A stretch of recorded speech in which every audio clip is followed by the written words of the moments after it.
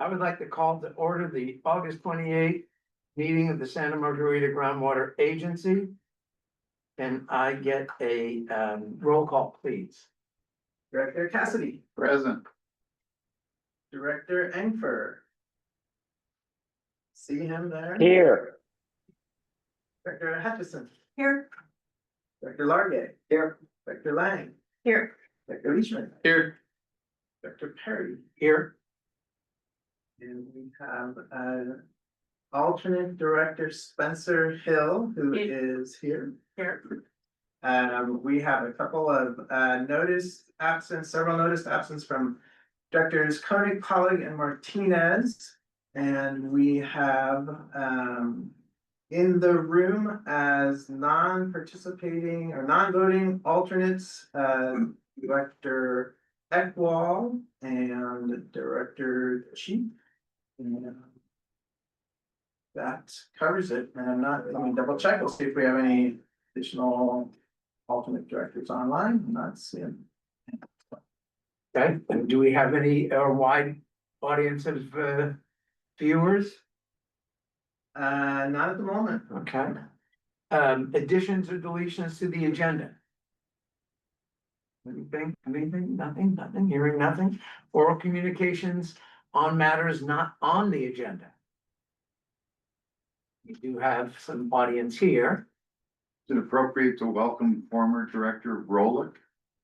I welcome them personally myself, but Okay. yes, it is. The former director, Nick Vrolick, is here in the room. Good to see you. That's not necessary, thank you.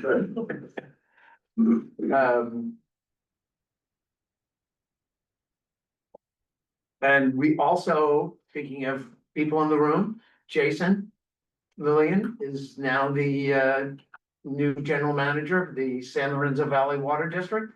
And he's here joining us. Nice to meet you. And glad you came down. So we have no oral communications, approval of minutes from the consent agenda, I should say, from the May 22nd meeting. I have a motion for a comment. I have a comment. Yes. That is that I usually abstain from voting on minutes when I wasn't present. I did ask the supervisor and got no response one way or the other, so I have no reason to think that there is a problem. And since if I abstain, I believe we don't have quorum, I'm going to break that practice and We've got a quorum though, it's a quorum of 7. Okay, so you could abstain. I will abstain. Yeah. Okay. I'll move approval of the minutes. Okay, do I have a second? I will say that. Oh, I think you win.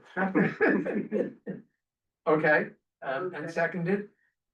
So I guess roll call vote since Doug is online. Correct. Okay, here we go. Director Cassidy, Yay. Engford, Aye.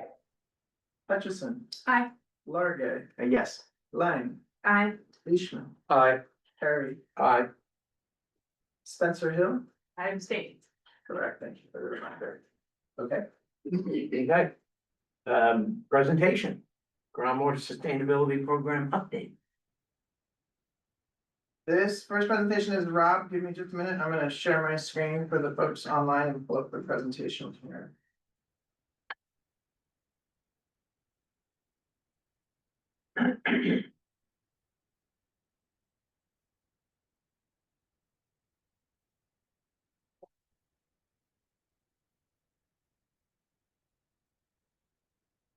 Stand, since I like doing that.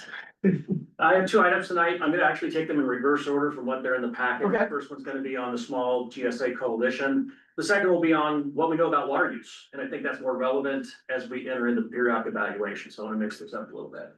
So as we've been reporting to this board, we've been participating with a small groundwater sustainability agency coalition for close to a couple of years now.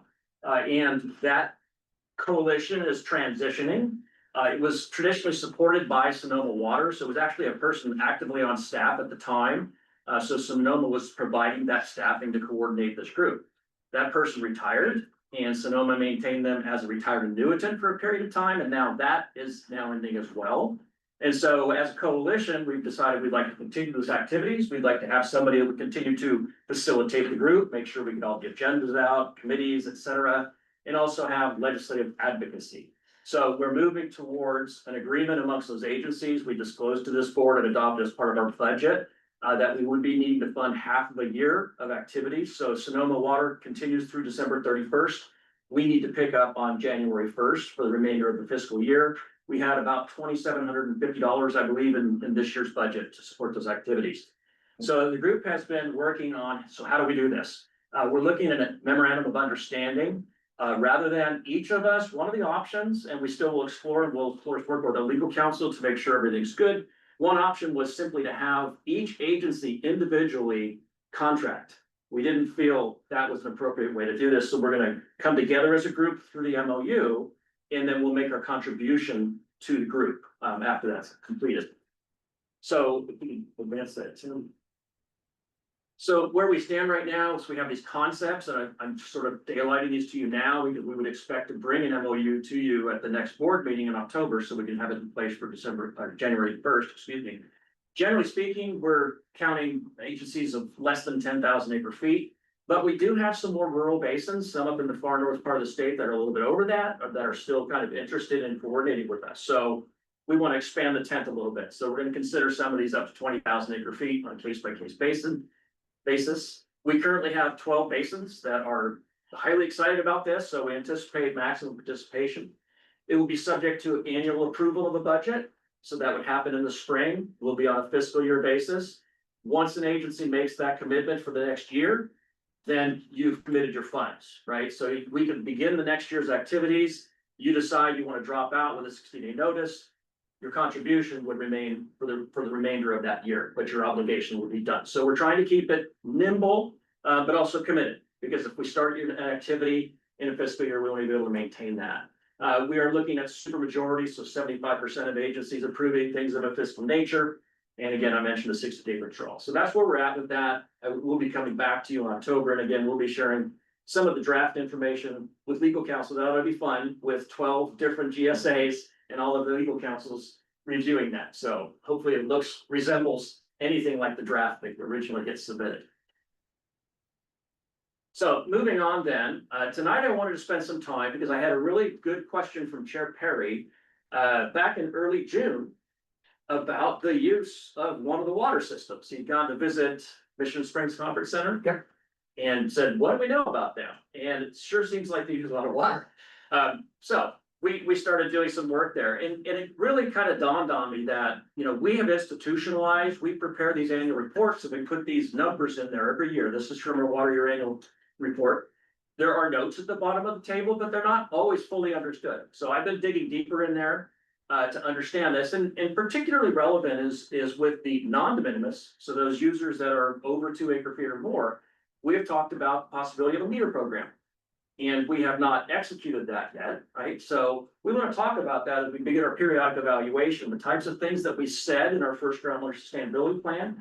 Are we going to carry them forward? Are we going to be implementing some of those activities? So I thought it'd be appropriate to kind of go down and drill down into some of these numbers. So again, from water year 2024, we had a basin-wide total estimated groundwater extraction of 2,340 acre feet.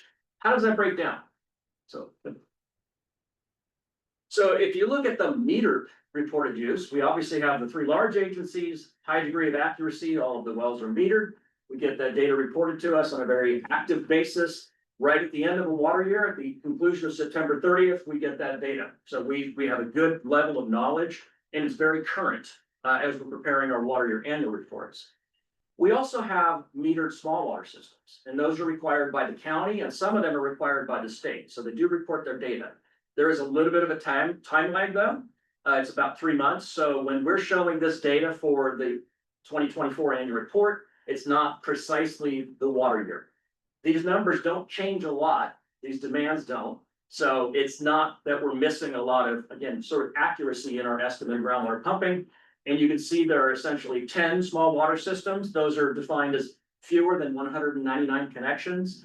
The largest of which is Roaring Camp. So they have a lot of outdoor irrigation, I'm assuming, 33 acre feet, all the way down to Quail Hollow Circle, which is just over an acre foot. So we have a broad spectrum Total water use though is about 86 acre feet. So that's the metered use that we know about.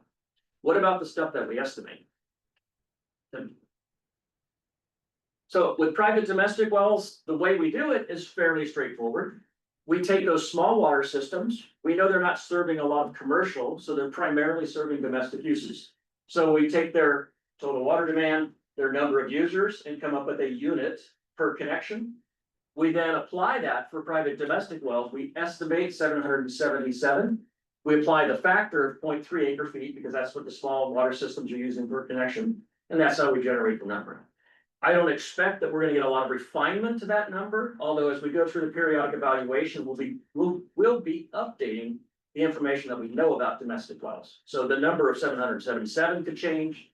It's doubtful that the per connection approach would change significantly. So it's an estimated number, and you can see just visually here, they're about 10%, 234 acre feet out of 2348. So the next are the non-domestic private groundwater users, and this is a number that's just been in there, and it's just uses, and I did not know the genesis of this. And so essentially, working with Montgomery and Associates, Georgina King had the history of this. This 122 acre feet is essentially from a 1998 report prepared for Scotts Valley Water District on the water balance in the basin. And very specifically, the 122 acre feet is based on 3 mobile home parks that have ponds and outdoor irrigation and are known to have their own wells. So back in 1998, the estimates for these 3 locations were 46 acre feet for Spring Lakes, 38 acre feet for Vista del Lago, which is its neighbor, they're right over here off of Mount Herman, and Montevalle, about 38 acre feet. So again, it was based on, you have a pond, it's a certain acreage, you're gonna be applying water, it's gonna be both evaporating and it's going to be infiltrating into the ground. So these estimates were arrived at that point. I have been in direct communication with these folks, and we're starting to learn a bit more about that. So for example, Spring Lakes, they signed up for Scotts Valley's recycled water program some 20 years ago at a highly subsidized rate. So the fact is that they have not been extracting this water for the last 20 years, even though we've been assuming it and we've been modeling it as well. So that number is very high. That subsidy is ending, and they're not gonna be continuing recycled water, ended, thank you. But in speaking with them, they have already decommissioned one of their ponds. They're going through a process of officially destroying it. They have to get some permits to actually do that.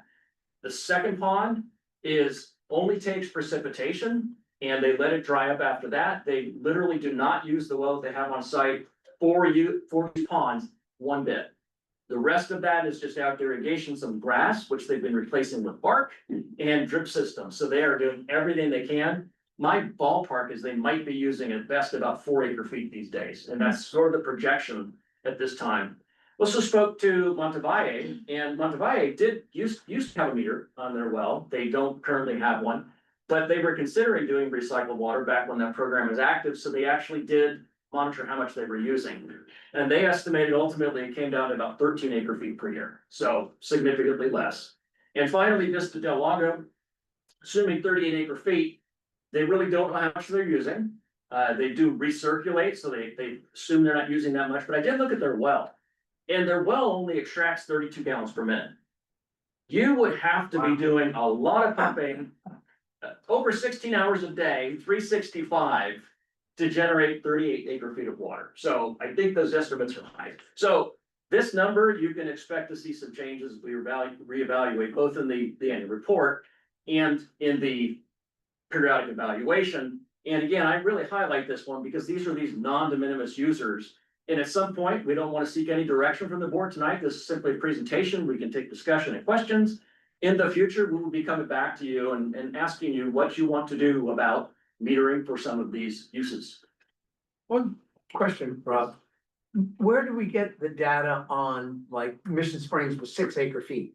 So that's reported to either the state or the county, or in some cases, both. And the honor system? Well, I mean, they do have meters and they do have to report it. It depends on the agency size. A little over half of them, I have it written in my notes somewhere, but they have to report to the state, and that's a pretty significant reporting requirement. That's actually a monthly reporting requirement for them. It says a lot of homes up there and they have a conference center.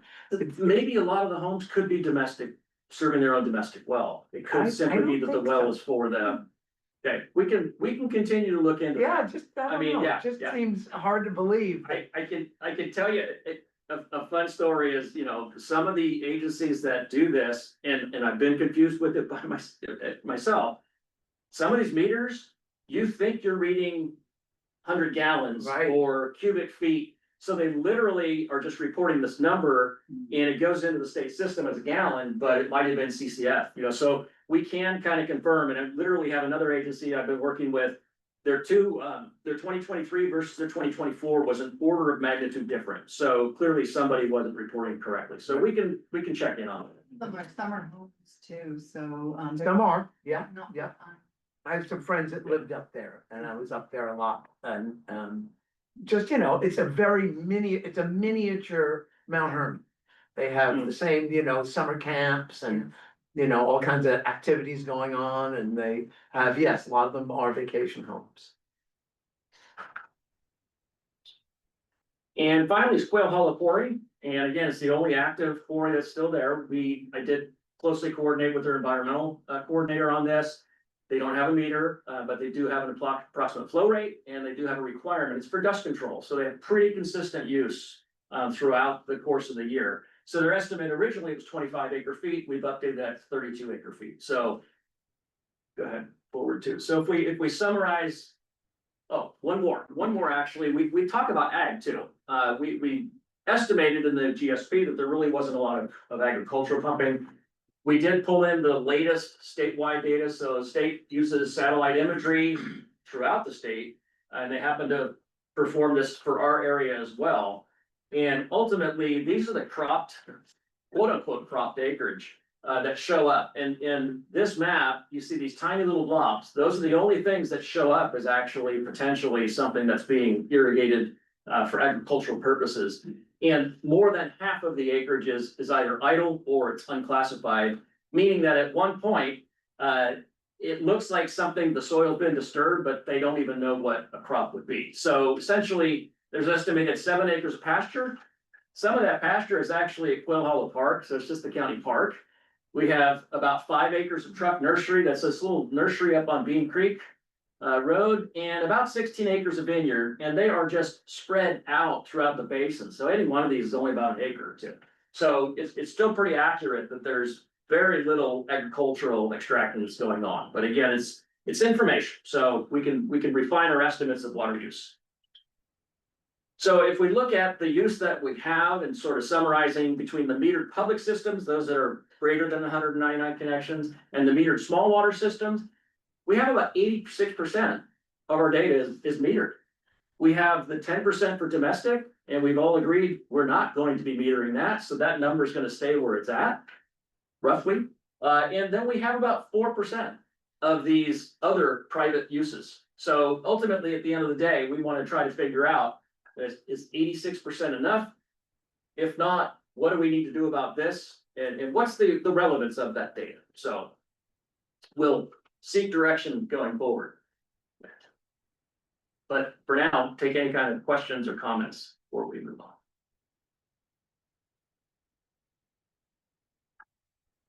Okay, we're good, Doug, you good? Yeah. Okay.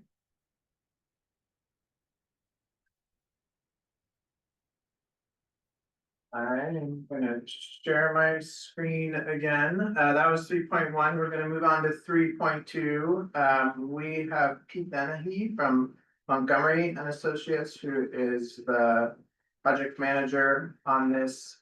He's joining us. I need to promote him to a panelist, so bear with me for just a second.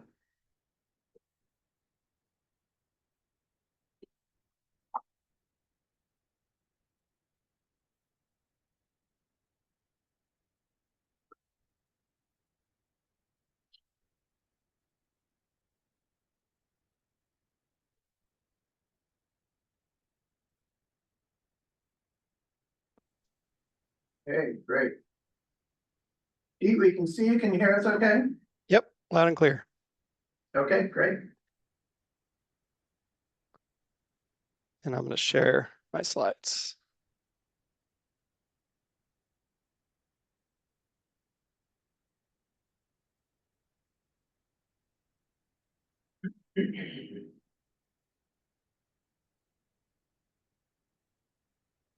All right, well, hey everyone. I've met a lot of you before, some I haven't, so I'll just give a brief introduction. I'm a senior hydrogeologist at Montgomery and Associates. I've been working on this project since GSP development, and I've been doing most of the management of the annual report development in the last 4 years. So glad to be back, and today going to be talking about the next phase, the first 5-year periodic evaluation for the annual for the GSP. And so at this point in the GSP process, it's the first big check-in. So what we have to do is do a periodic evaluation, just do every 5 years to DWR. And if that evaluation and some of the other requirements that DWR has put forth suggests so, you need to also do an amendment to your plan. So we'll get into what both of those entail. Then look at some of the DWR's recommended corrective actions on the GSP we prepared in 2022. Look at the preliminary schedule for this work, and then a question and comment period. All right, so in October 2023, DWR released this guide for annual reports, periodic evaluations, and plan amendments. It pretty clearly spells out what they expect, especially for the periodic evaluation. The plan amendment, there's a little bit of a gray area, which we'll get into. So this includes an outline, what we need to write, and the types of analysis they expect out of us. And so the periodic evaluation, generally, it's like an annual report, but more comprehensive. So we need to cover 5 years of information collected by the GSA and do some other things as well. Really, one of the main things that's different than the annual report is we need to address these recommended corrective actions from DWR. So there's 4 of those. We'll get into those a little more detail as well. If there's any new information collected, new monitoring wells, for instance, that we installed, we'll need to summarize those and address them. We'll need to review the groundwater conditions relative to sustainable management criteria. So instead of just taking a 1-year look like you do in the annual reports, we'll look at 5 years of data and see over the long term and different climate periods how the basin's doing and whether we're on track to achieve sustainability. We'll take a look at the projects and management actions that were outlined in the GSP and discussed every year in the annual reports, and more comprehensively discuss if those are still on track, if they are needed to achieve sustainability, how they will help benefit the basin. And we will review the monitoring networks, make sure that the wells that were included and other monitoring points that were included are still there and functioning, and also if they're still needed. So we might have some ways to refine the networks. And then there's just some administrative housekeeping type sections where we explain any changes to management of the basin, outreach that's been performed, et cetera. And so when going through this, we'll come to the point where we identify things that might need to change slightly.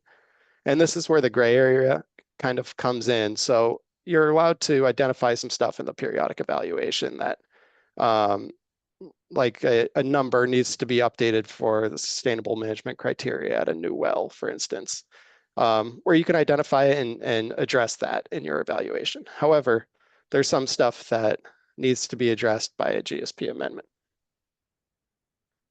And so what warrants a plan amendment? One prime example is if you are completely changing your approach to sustainable management criteria, like if you have changes to your monitoring network where you're not going to be using wells anymore. You have this grand new idea where you're going to measure, well, that's not a great example. You need to use wells, but if you you want to use a new proxy for one of these sustainability indicators for monitoring that you didn't initially identify in the GSP, you would need to do an amendment. if you're gonna say that, no, now we can lower our groundwater level minimum thresholds, we don't think we need to be as strict. That would require an amendment.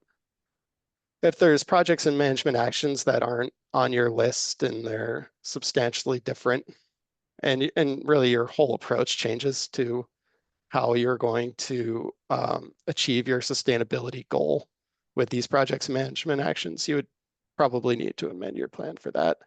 And finally, if your basin boundaries change or you're including a new GSA or including management areas, things that would just change the administrative aspect of your plan, you would need to amend for that as well. So those are really the four major points where an amendment is warranted. Pete, can I elaborate on that just a Yeah, go minute? ahead, Rob.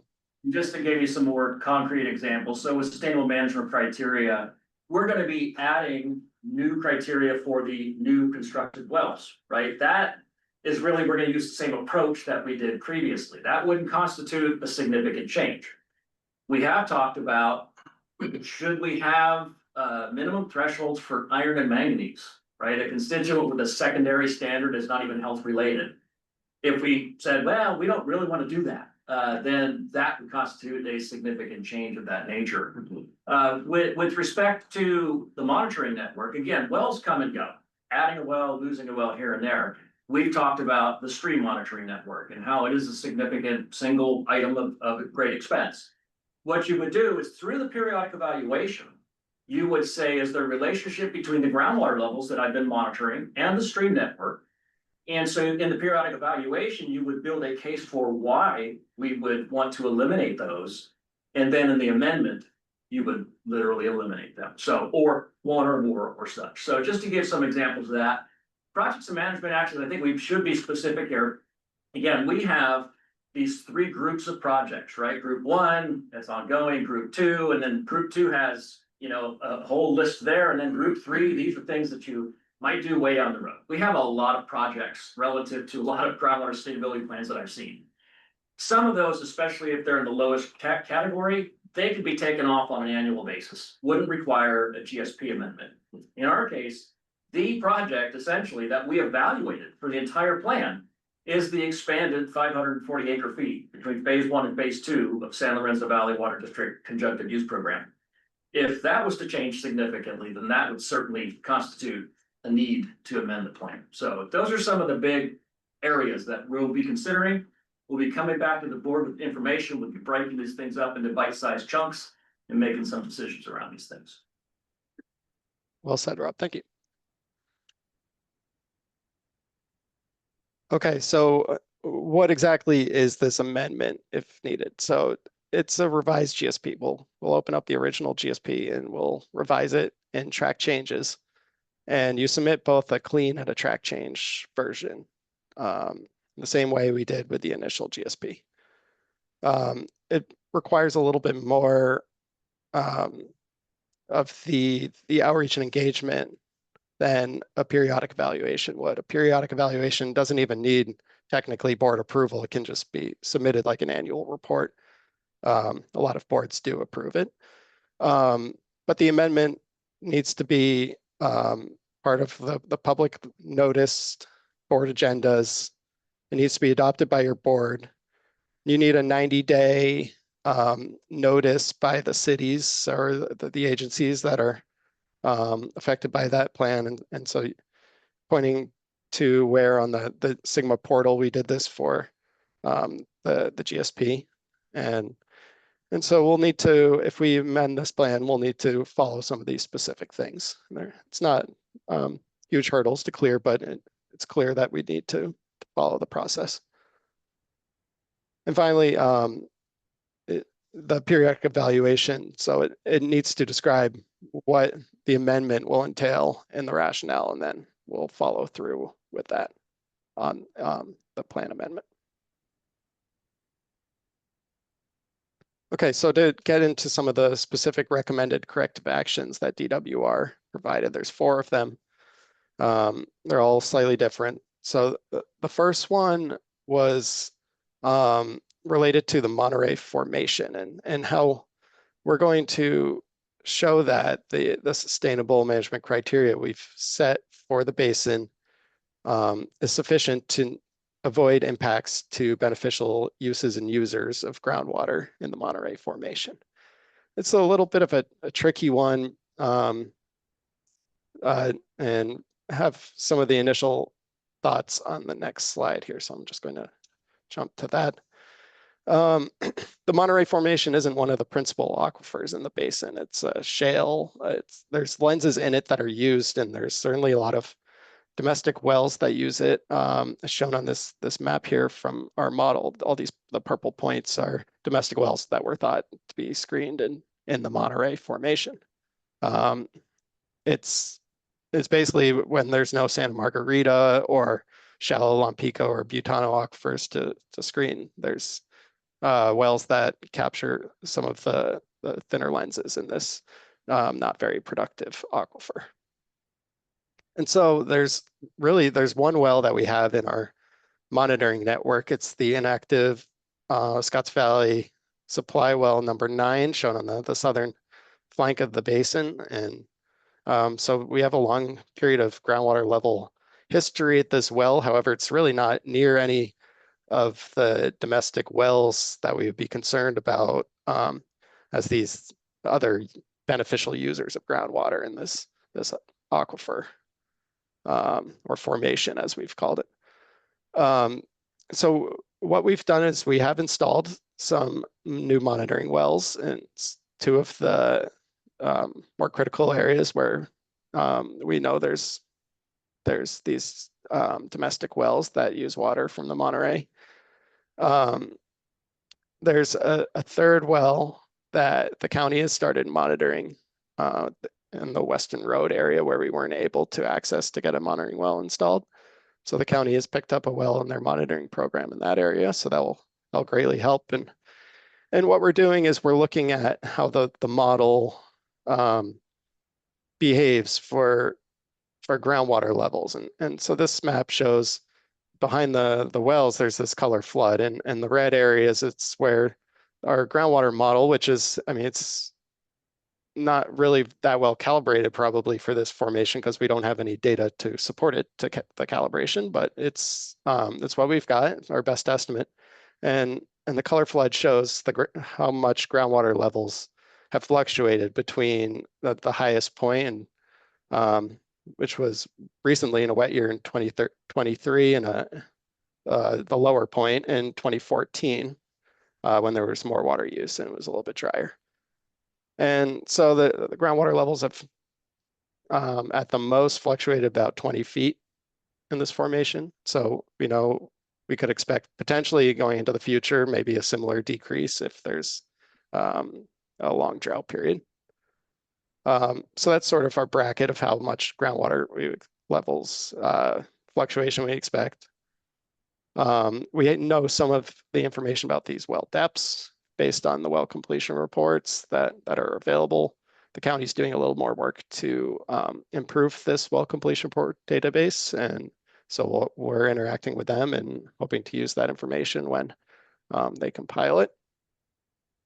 And finally, the county also has their drought contingency plan in place. And so that's really designed to pick up some of the slack in these areas where there's domestic use.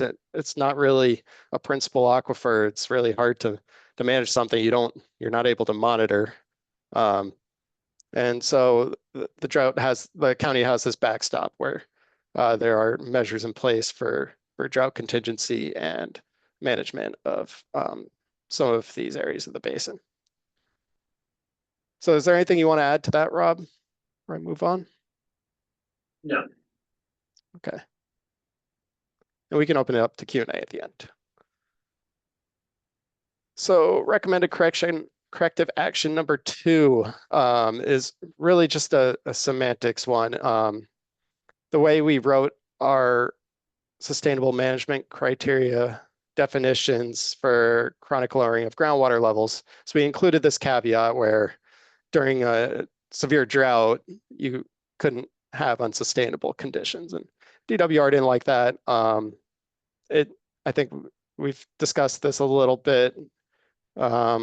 And probably just the easiest thing would be to remove that drought caveat. They give an or, so they give two options, and the second option is do a bunch of analysis. And I don't know if it's really necessary, but we'll look into this a little bit more in more depth with the board at a future meeting. The third recommended corrective action has to do with degraded groundwater quality sustainable management criteria. And it's two parts. The first part is similar to that semantics issue on the second RCA. And basically, we've included this language with the SMC where we say that the actions by the GSA need to be related to groundwater quality degradation. DWR didn't think that this caveat was warranted, so again, it's probably easiest and really won't affect management of the basin to take that out.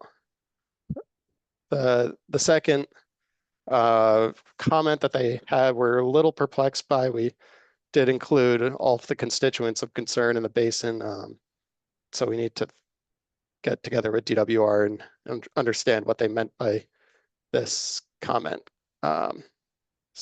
We are monitoring quite a few constituents already, so we'll do that on the side. I want to add that to that, Pete. That's the good news, and we've talked about it a little bit, is DWR hasn't changed their approach. Now that they've approved our plans, they wanted to have a firewall between, right? When we submitted a plan, they didn't want to talk to us. After they've approved them, now they're very open to talking. So we can sit down and understand what the nature of that comment is and really come to resolution rather than guessing from when we submit the periodic evaluation. So all of these things we'll be able to work more closely with them. Yep. And the fourth recommended corrective action is we're not alone here. I think every agency in the state received something similar to this. The first part of it is the same drought year exception. So that's the same thing as 2A or RCA 2. B is just consider utilizing the interconnected surface water guidance that DWR released. And partially, they've released 3 papers, which will be used to develop guidance. And so we're still waiting on that. And I think the last I heard was at least this winter, if not later. I don't know if anyone, Rob, if you've heard anything more recently. It's been delayed many times already. So we are waiting for that. Then C is to fill data gaps for monitoring interconnected surface water. And we've installed a handful of wells. I believe 4 or 5 of the monitoring wells we installed were for this purpose of monitoring interconnected surface water. So we'll need to look at the data and how they compare to stream flow and use these wells to develop sustainable management criteria. So we're well on our way to addressing that one. And D is to a generic comment that every basin received. I think we did a just fine job collaborating and coordinating in development of these metrics when the GSP was developed, but we'll just need to document our steps that are taken in this periodic evaluation process. And so with all that, developed a preliminary schedule for doing this work. So starting at the end of it, we need to submit a periodic evaluation to DWR by January 3rd of 2027. So we've started working on the corrective actions, like I showed you with the Monterey Formation, and trying to understand some of the other ones. We'll need to take a break and get back to the interconnected surface water recommended corrective action when the guidance is available. In the meantime, we'll get started with this periodic evaluation so we know it'll need to be done and have an outline, and can get started on some of the background information that we already have. While this is all happening, and this often comes up, there is also the requirement to do the water year 2025 annual report. And so that requirement doesn't change with the requirement to do periodic evaluations. You still need to do Your annual reports at the same schedule, due every April to DWR. And the end of or the data compiled for this annual report will be the last data included with the periodic evaluation. So it will be used in it as well as the 4 previous reports that we've developed. So sometime after the annual report is done in early spring, we'll start working on the amendment if necessary and complete that by the end of the year for submittal with a periodic evaluation. And so we've lined out some of the board meetings and their purposes on the last row, the schedule and the descriptions and the text below. So this meeting, just a kickoff and to understand what we need to do and when. And so the next meeting will be October 23rd, where we'll give an update on progress and discuss potential areas that Rob discussed a few where we might need to modify our plan. Then we have a break over the holidays. February 26th, come back. The board will review the annual report as they do every year at this time, and then receive another update on the periodic evaluation progress and provide direction on, we'll start to hone in on whether we think a GSP amendment is needed. And then another update on the PE and amendment in May.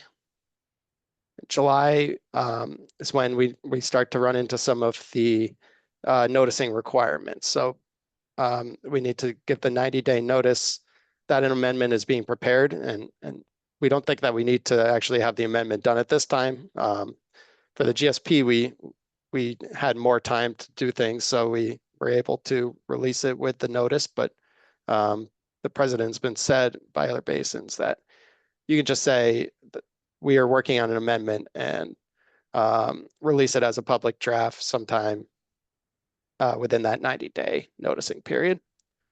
But and so we have it on August 27th that we will have a draft P and GSP amendment if we prepare one together and release it for public comment at that time. And so there will be a good public comment period for people to review the draft that's posted on the website. And we'll receive comments and finalize our PE and GSP amendment at the October board meeting. And then submit it by January 3rd. Okay, so any questions?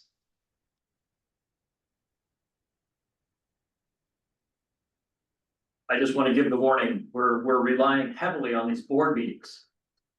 Going forward, it's an aggressive schedule, so some of them can take a little bit of time, talking about some topics and making decisions.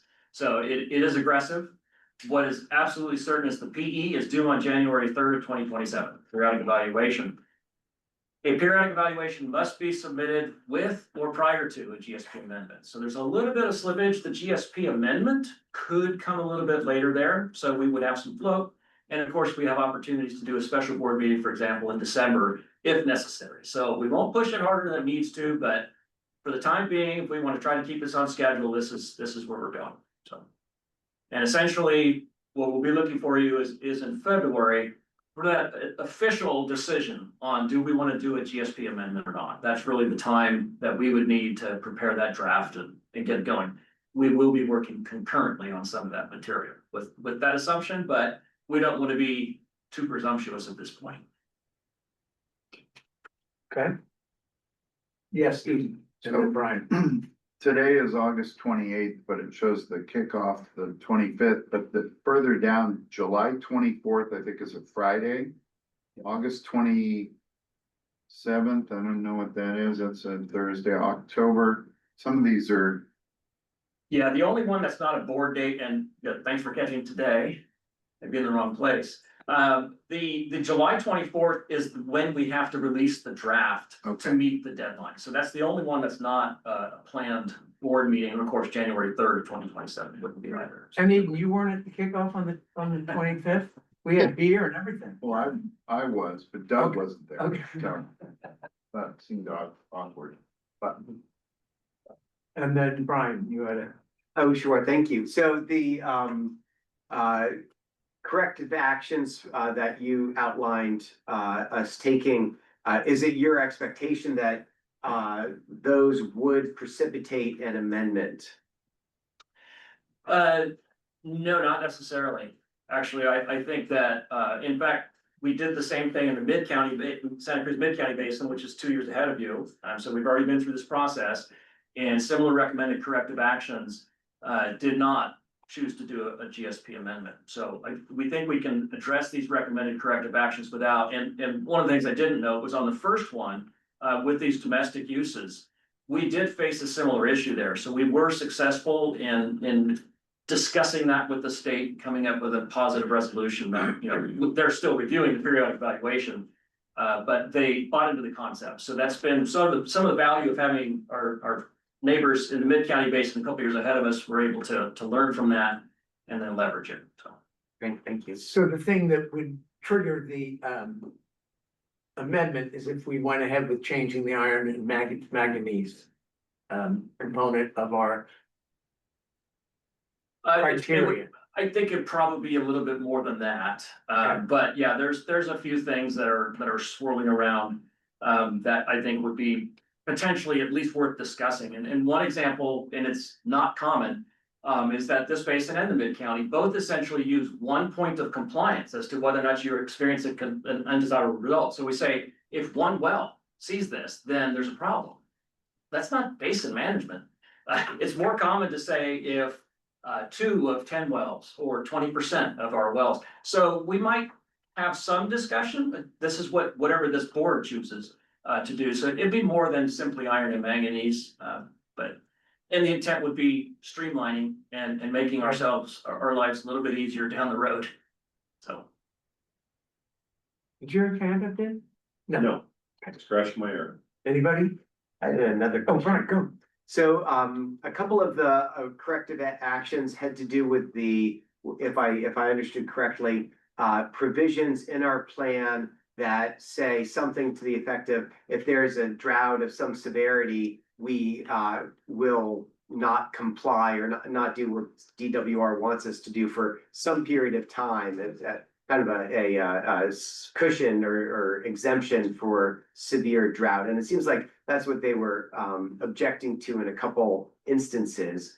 And if I understood correctly, you were proposing that one potential resolution, I understand we'll discuss this more later, would be to remove that language. And I guess the implication of that would be if there were a drought, we might be held to higher standards or harsher standards under those circumstances. I got the impression that you didn't feel like that was a problem, that we're maybe unlikely to experience that kind of trigger. I wonder if we could talk about it later. I think we will. No, I think we can talk about that now. Minimum thresholds essentially evaluate our climate over a long period and assuming climate change conditions. And so minimum thresholds are basically designed with some of those really dry conditions in mind already. So what we're saying is we've already established a minimum threshold at a level that we think is protective. And so, yes, we can encounter a 1, 2, 3 dry year because that's contemplated in the establishing of that. And the state's made it pretty clear. There have been other basins that had a misconception that they could make an exclusion like this. And they said it's not acceptable. We have said in communicating with you, there's a nuance that droughts happen. And just because you're experiencing a drought and you have some of your levels go below the minimum threshold for a temporary time frame, that's not gonna get you, taken over by the state. So they're basically saying we're already making that allowance that droughts happen. And so they don't like to see it in the definition that we're making an exclusion. So again, as we're going through this periodic evaluation process, we can evaluate if we're uncomfortable with removing that stipulation. then you could look at your modeling again and say, well, you know what, there actually was this 3-year period that water levels went down even further than what we defined as a minimum threshold. We would modify the minimum threshold at that point. Great, thank you. Good question. Anyone else? Okay. Peter? Okay, anything else on your end, Pete? No, I'm good. Okay, All right, thank you. thank you. Thanks very much. Thanks for coming down. Yeah, you're welcome.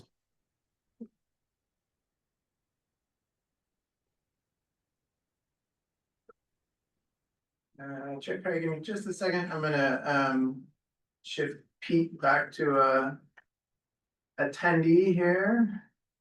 And then we can move on to the business items.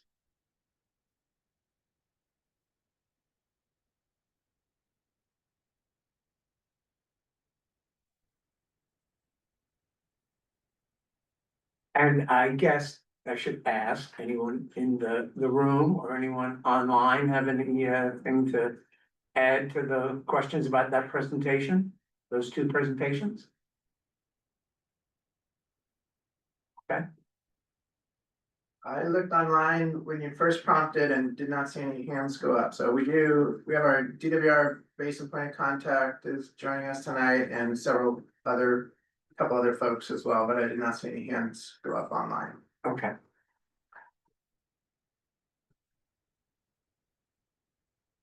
All right. Good to go? Good to go. I'm gonna just pull up the agenda packet here again. to see- Okay, 4.1. Let's see what's up here. Establish a water year 2025 annual report ad hoc committee.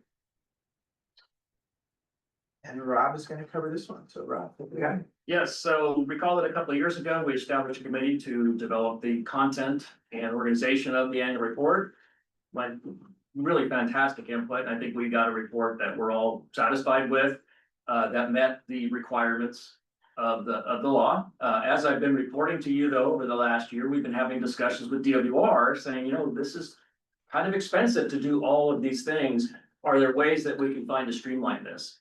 And they have certainly indicated a willingness to do that. And so what I would like to do is we do have to start the annual report in just a few months, and we'll be having some discussion with the state about things that we could streamline. And I don't want to make that decision as staff to go too far, right? From streamlining the annual report from something that this body wants to see, right? But that also meets the compliance from the state. So it would be helpful to have an ad hoc committee that could provide some feedback as we kind of think, well, what if we eliminated this? Or what if we streamlined the way that we report on this? okay. Do I have any, how many members do you think we need? Let's see, let's get volunteers first. Let's see how many members are willing to do it. I bet you Director Angfer would like to do this. I'd be honored. And I would hope that Brian would love to do this. I may well love to do that. What's the approximate number of meetings? Probably just 2 meetings. I don't Okay, yes, I'm happy anticipate to anything. do that. And you respond to stuff that, you know, you get comment on, Right. on information or No problem. anybody else? Okay, Mr. Cassidy? No? I'll join in the fun. Anyone who's not here, we could always ask them if they would, or is that something we have to do tonight and vote on it? Preferably, we would vote on it this evening, just because I know with the quarterly meeting schedule, we're not gonna convene Right. again until October. Is three, Can we impose it on somebody who's not here? Volunteer them and vote them in? How many members will pass it because of that? 1, 2, and 3, we should probably have, I think we had 4. We did have one private well owner on the ad hoc committee. yes, you wanna fill in for him? sure. Okay. I'm in. Cassidy's in. Is there any reason to contemplate non-voting members extending that? Is that possible? It is possible. Okay. Oh, and I bet Frank would do that. But I'm under gag or I can't speak in these meetings. No, but you could raise your Ad hand. hoc, ad hoc. But he throws a great party, so I think he's definitely on. Now, do you want two PWOs on there? It's fine by me. Okay. Okay, so we have Eden Cassidy, we have Frank Cheap, we have Brian Largay, we have Doug Angfer and Chris Perry. Do I have a motion to say that's okey dokey? Or public comment? Let's get a motion first and then we'll get public. Okay. comment. So moved. Second, Okay, and then is there any public comment on the membership for this ad hoc committee? Is it a paid membership? No. You don't have to pay a thing. This is always quicker than I am. Okay, can I have a roll call vote? I was just looking online. I did not see any hands go up online, so Okay. we are ready. And I apologize, I heard 2 seconds there. Who was in first? Wait, Okay, thank you. Yep. Director Cassidy. Even though it reeks of Y chromosomes, yes. How about yes? Director Engberg. aye. Hutchison. Aye. Largay. Yes. Lang. Aye. Leishman. Aye. Perry. Aye. Spencer Hill. Aye. So you have the support of the X chromosomes. There you go. Okay. So now we have the policy to review applicable county of Santa Cruz well permit applications. Yes, and so again, Rob participated as part of the technical advisory committee that worked with the county on this, and so he's gonna cover this item as well, so Rob. Yes, so it was excellent timing that the county did its first ordinance update in a number of years, after Sigma. And it was really helpful that the county recognized the importance of groundwater sustainability agencies.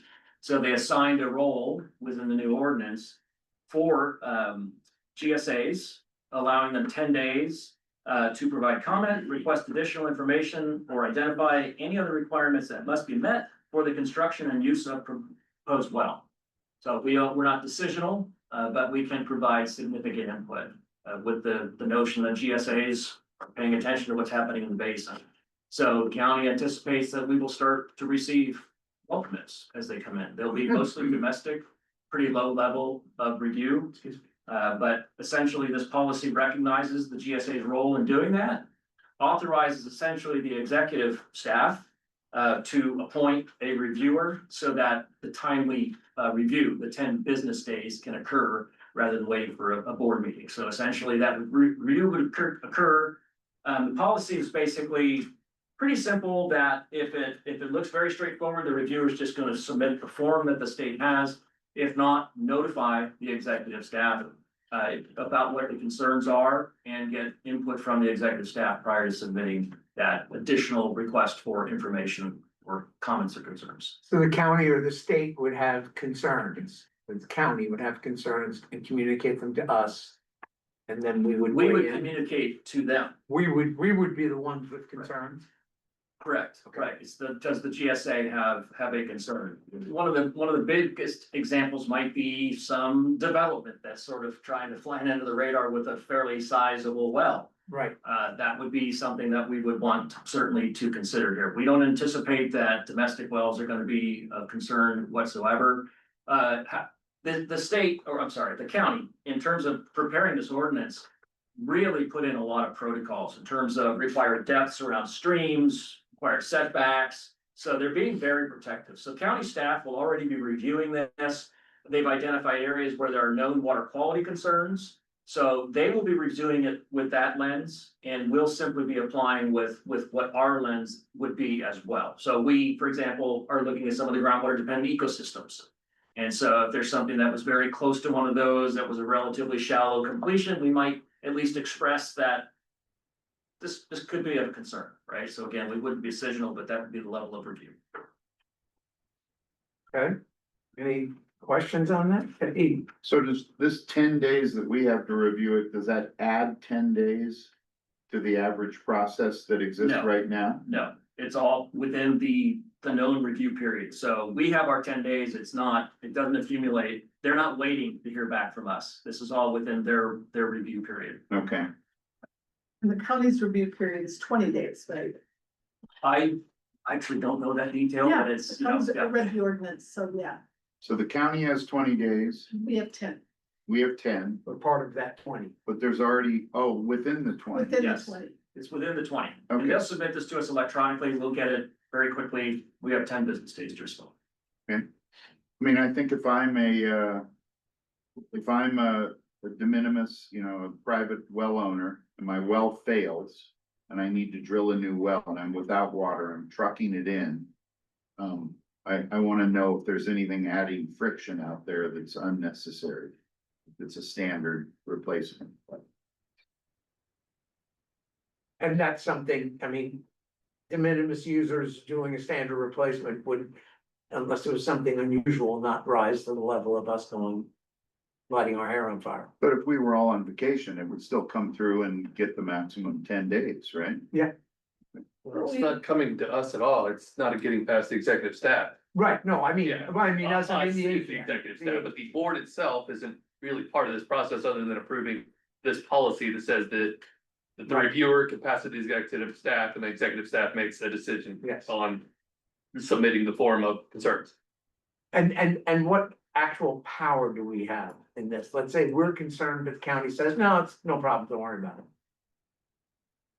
Then the county would approve the permit. Okay. Essentially, again, it's very specific language, provide comment, request additional information, they could say, yeah, we don't think you really need the additional information. It really is ultimately the county's decision, Right. but it is an opportunity for us to weigh in. And we really don't expect this to trigger a lot of change, from the way that things have been going on, so.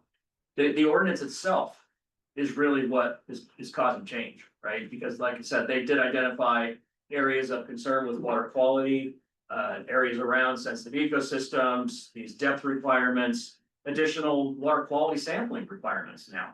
So, and disclosure, so there's a whole host, all of that was in the ordinance, that has been approved by both the County Board of Supervisors and the Coastal Commission, in the case of the rest of Santa Cruz County, so. Well, yeah, just because it's been approved doesn't mean that they thought through all the wrinkles to it. I mean, they're essentially, they have their own best practices and impartiality practices to deal with these types of things. But now it's passing through a different organization, you know, if Rob says, well, you know, Frank Cheap is a horse's, you know what? And his permit, I don't know, we're gonna drag our feet on this. I mean, it just, I'm, you know, devil's advocate here. Okay, thank you, Eden. Anyone else? Yeah, I have some. Yeah, go ahead, sir. So who will the reviewers be chosen from? I mean, the executive staff is deciding who that's gonna be. Are there limitations as to who they get to pick from, or how does that work? So again, in order to keep this nimble, right, they're being a little silent on it. You know, the assumption is at this point that I would be the reviewer. Maybe I'll take a vacation someday. So, you know, 10 days might not be feasible, and they would essentially, it could even be somebody from, you know, a staff of one of the organizations, right? So the executive staff, of course, is Mr. Lillian, there, Sierra Ryan. Yeah, that's all three. And so the thought is that, you know, it's gonna be somebody who the executive staff deem is familiar both with, you know, the well permit process, the groundwater sustainability plan and issues in the basin. But they can appoint more than one reviewer. In the scenario Rob outlined, that the primary reviewer is out of the office during that 10-day period, or otherwise doesn't have time to do it. So it's at the discretion of the executive staff. But remind me though, there's two, now the permit application is going to two places, right? It's going to the agencies, the groundwater sustainability agencies, and is it also going well, no, that's not right. Is it I guess it's going to the district and to, It is, so there's both the water supply agencies have the opportunity as well as the GSA, as well as the Santa Margarita groundwater. That's Agency. in parallel. Yeah, that's in parallel, right? They both have the option within that 10 business days to respond. And that was the case with the water agencies, water districts prior to Yeah. this. I guess the one funny thing I'm trying to wrap my head around, maybe this is a misunderstanding, but is there the ability for you to put somebody who, as a reviewer from the basin perspective, that is from one of the agencies, like, so you could pick somebody, would that ever cause a conflict, I guess is my question. And I guess you wouldn't appoint them if that was gonna cause a conflict, but that's. Yeah, I'd almost see a more likely scenarios potentially. We have, for example, Montgomery Associates under contract for groundwater sustainability planning. If somebody like myself's not available, then they would basically just say, well, could we have Mr. Denny review this? So it's just the intent is to appoint somebody with experience in the basin to review that. Correct. Okay, and then I just have one other question, which is probably more about the ordinance, and I don't know why they chose this, but maybe somebody knows, which is the 5 days. So it says that the reviewer determines there are concerns. They have to notify the executive staff within 5 business days of receipt of the application. So it's this 10 days, but you actually only have 5 to actually sound the alarm bells. Is that? Again, this is the internal part of it. We have 10 days to the county. We have 10 days to respond to the county. The gist here is that if I find a concern, I have 5 days essentially to work with the executive staff to resolve what it is or submit our comment. So That it's is- not additive, I it's see. within that period. It's just to make sure that it's timely. Again, we anticipate most of these are gonna be, we have no comments related to this application Mhm. on this form, so Right. it's. And remind me how many applications do we tend to get per year? So county-wide, they receive about 45 permits, A year. domestic well permit applications. Uh-huh. For large public supply, one to two per year. It's a very small number. We didn't receive any, so we did have, when the governor's executive order, drought order was out, GSA's had a role in reviewing permits coming in. We didn't receive a permit from the county for that, nor did the mid-county basin. So should be pretty slow. Will not be onerous to, yeah, okay. Great, thanks, Ray. Yes, Eve. You'd probably be best to come up with an example here. I'm trying to think of a worst case scenario where someone would submit a permit application to the county that would be questionable for all of us. And it would make it past the county and then land in your lap. What is the scenario that would I would say one, it's pretty unlikely. Yeah. Because again, the county does have, what we've been describing, these buffer zones around creeks and all, they have all this in a GIS system, so they'll be reviewing it. I, again, could see, for example, and not a great example here, but it could be that, because of the work that we do, we're aware that there's a major contamination site. And there's an active remediation going on, right? We've had that in the basin in the past. Very, very limited today, just to make sure, because the county doesn't necessarily pay attention to some of those things, right? Okay. So the county itself has a hazardous program that oversees cleanups and a permitting program. okay? They try to talk, they do, but it doesn't always happen. So I'd almost say that we're just sort of taking a similar look to much of what the county would be. But again, I gave you another example with respect to these groundwater dependent ecosystems. This is a level of detail that I wouldn't expect them to know, right? So if they were to propose putting a well, and we're a very mountainous area with a lot of changing topography, and it's right down from a groundwater dependent ecosystem, right? That's feeding a stream, and it could be, or just up from.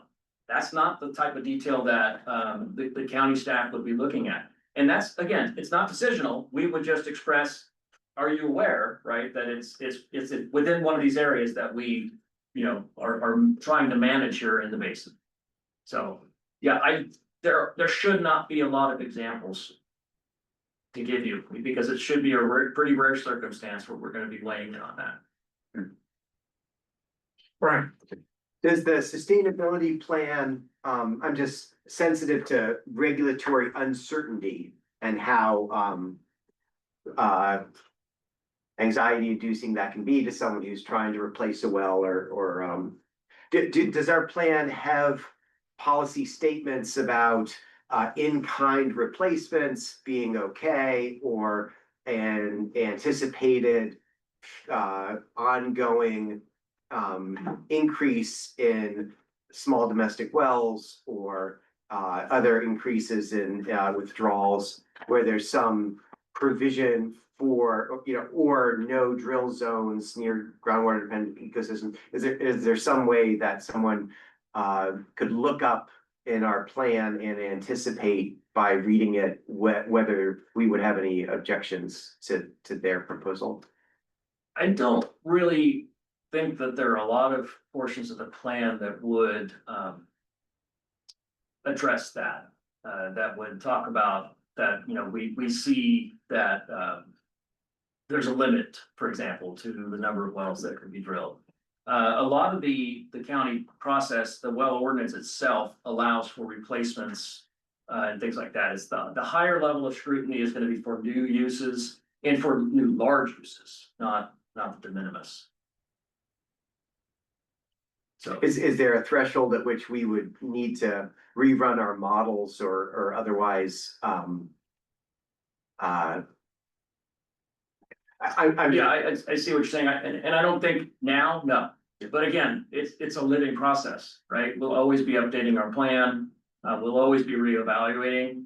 There are scenarios, and again, they're not in the groundwater sustainability plan, but you don't know what the state's gonna come down with in terms of growth requirements, right? And new demands that get placed on, and that's the concern that water districts have in being able to serve those uses. So we don't see anything today. And remember, our plan does contemplate assumed growth. And we used the 2020 urban water management plans, which had assumed growth. And those were, I would say, probably larger assumed growth, and it's certainly in the case of the mid-county, than is actually likely to occur. So I think that what we have put into our plan and what our estimates for what the future looks like are fairly conservative. So I think it allows for those. But again, that's why you do periodic evaluations, right? So maybe in 5 years, we're going, wow, there are a lot of new developments being approved and a lot of high capacity wells being drilled, and then could be changing conditions that we can't contemplate today. But the plan itself right now, I wouldn't say has the types of constraints that you're describing. Yep. Thank you. thank you, Brian. Rick? I do want to go back to one thing, which is if we're talking about the situation, like I'm trying to figure out where the teeth of this are, and it seems to me like the county gets into a position, well, like you said, there's a lot of protections, there's a lot of what it can't. It won't approve versus it will approve, but generally they can't deny things unless there's a good reason to do that. And this would allow the groundwater the agencies to weigh in and say, well, this is really going to affect our overall sustainability goals. And that might be the reason that ends up affecting, it would have to be mitigated in a way that that new usage would be permitted. Is that kind of? It could result in a higher level of analysis. So again, the whole ordinance really spells out the various conditions under which this is a ministerial action. We're just approving permits. But under these capacities and these locations, et cetera, there's a higher level of analysis that would be required up to and including in SMGWA. So, Right. yeah. Okay, yeah. All of that's spelled out in the ordinance. And we're basically just responding, and the county is to an executive order by the governor that would be. No, the executive order no longer exists. Okay. So this is the county, it updated its ordinance that chose to put this. To drag us into this. Well, it's good. I mean, the communication is good. I think that's the most valuable thing, Yes. is that we will get more real time, an understanding of what's happening out in the basin. Right. And, even you pointed out, that maybe owners are re-drilling wells because it's gone dry and things like that, right? That we have no records in the state database of wells having gone dry. In some ways, as groundwater sustainability agents, we don't really know if, our users that we're supposed to be protecting are having problems. So I think by having this process, start to see, wow, there's a lot of replacement wells that are going in this area. There might be something going on that we should be paying attention We to. may So wanna I have a think it's monitoring valuable. well, Yeah. something like that, okay. I'm picturing other conversations where 5 years from now, somebody says, yeah, I need to drill that new well. And, the county, it went through the county, no problem, but got hung up in the GSA. Because we didn't pick a well drilling guy to fill out the permit process who was familiar with the sustainability plan, the management plan, and. Even though it's on our 20-acre parcel and nowhere near a creek, now we've got to resubmit and change a bunch of stuff. I mean, it's just, If we don't respond, the county's just gonna go ahead and do their thing, though. no, but this is a case where I'm thinking we did respond. We hung it up. We said, no, we don't like that one because there's a dependent ecosystem nearby, even though it's all self-contained on someone's parcel and not near a, riparian issue. It's just, I can picture how this can get deeper than, but it all seems fairly harmless at this point. And again, we have no actual power. It would be up to the county to take our comment and do something malevolent with it, let's say, or something that someone would feel as if they're being. Our warrant powers do not apply to this, process? That Because we was my have those. question before That's we what do. Sigma says. Yeah. Yeah. But I don't think our police powers would come in this situation. Yeah. Doesn't the county have the ultimate authority on the grant? Yeah, the permitting agency. Yeah, they can take what we say, but they don't have to listen to it. Yeah. I think this is more of just an FYI situation, and if we have something to contribute, they'd say thank you very much. Opportunity to collect some more data. Yes. Okay. Okay, good question. Anything else? Okay, so we're voting on this policy, right? Looking to see if there's any hands or anything of those Oh, yeah. online. We are voting on the policy. Yeah. Yes. We need a motion. And anyone in our vast audience, which is actually pretty good, have anything to add? So just to be clear, am I a member of the public or I'm an alternate director? Alternate. Zip it. Thank you, Eden. So I will make a motion that we approve and adopt the well construction permit application review policy.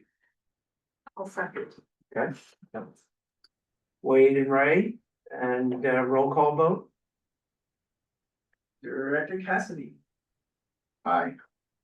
Hanford, Aye. Hutchison, Aye. Largan, Aye. Lang, Aye. Leishman, Aye. Perry, Aye. Spencer Hill. Aye. Okay, well done. Good discussion. Staff reports, financial report. John, you're gonna, or? We're just gonna. It is in the packet. I don't think John is with us. Oh, thank you. John. All Yeah, right. John. So if there's Sit any down. questions or comments, John, if there's anything you want to add, I know you had, it was in the packet, but, typically it's in response to questions, but if there's anything you want to add. I actually, well, nothing to add, haven't taken any questions from you guys. Anyone have any comments? Anyone, the public have any questions? No. Okay. Chris, this is Doug. I was wondering if we could get some voiceover on the two material variances, administrative staff and technical services.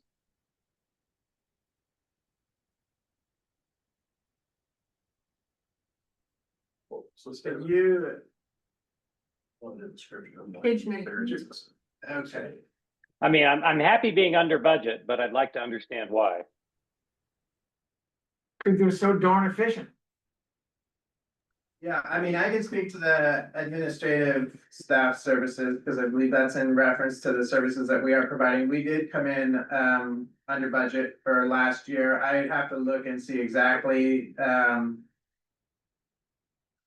where actually. Let me make sure I'm on the correct page here, Director Anchor. Can you give me the packet page number? I'm looking at 5.1.1. Okay. Line item 51,100 and 52,500. Got it, okay, great, yeah, okay, then I'm seeing the same thing. Yeah, I know that our costs came in less than budgeted for the year. The second one that you referenced, could you repeat that, not the administrative cost, but there was a technical services? Yeah, technical services. I mean, often these things are just timing, and I just want to know. So it's going to inform future budgeting, right? Yeah, some of the bigger ticket items there, we have a relatively healthy budget for replacing equipment. We had no equipment failures last year. We were under budget on the stream monitoring, and we did not start anything with respect to fees that we had budgeted a fairly healthy amount for as well. Those are some of the big reasons that we're underneath on the technical services. Okay, thank you. And I'll follow up and look more specifically and talk with John and make sure that that we report back on what all that entails. I don't know the breakdown. I see the 83,000 that you're referencing. I want to make sure that I give a full response in terms of what all that entails in case there's anything other than us that factors into that, and or to your point about the timing issue, if that's partially reflected there. Okay, appreciate that. Thanks. Thank you, Doug. 5.2. Activities in the table, we'll take any questions, but Okay. Any directors' reports? I did a aqua groundwater subcommittee on water banking, which was fascinating. And it really what aqua is trying to do, the groundwater subcommittee is trying to do, is align definitions, what the state thinks is water banking and what we think is water banking, and how clear they are in conjunctive use sometimes being a method of water banking, and just all kinds of things. The states isn't clear, so it's about, this group and the, Department of Water Resources representatives communicating, and but it was a good discussion. It's a good group. We're, the conjunctive use that we're doing and we're going to be doing between, what San Lorenzo Valley is doing right now. I mean, there's a list of agencies that are, either contemplating water banking plans or actually having implemented them. We're not, no one from Region 5 is on that list, but there is a belief that if you get on that list, that eventually it's going to be a way for the state to go, wow, you guys are doing a great job. There might be funding avenues, or just, avenues of making compliance less complicated with, the projects that you are planning, if you're doing something that is considered, because there's a goal of, I want to say some crazy amount, like 4 million acre feet in water banking by 2030 or 2040 or something. So there's a desire for the state to see, this list grow, and a lot of agencies or GSAs doing this kind of thing. So it was a interesting subcommittee stuff, and I'm gonna kind of stay with this subgroup of the subgroup because it was worthwhile, and they were in a snappy meeting. 50 minutes, and they said, we're gonna give you 10 minutes of your life back. I was like, I like you guys. Anyway, I just did that a couple days ago. Anything else? Okay, okay, and the board have any future agenda items they want to see, that they want to communicate with staff? Okay, nothing? Boy. Can I have a motion to adjourn? Second? Okay. Yay? Okay, thank you, everybody.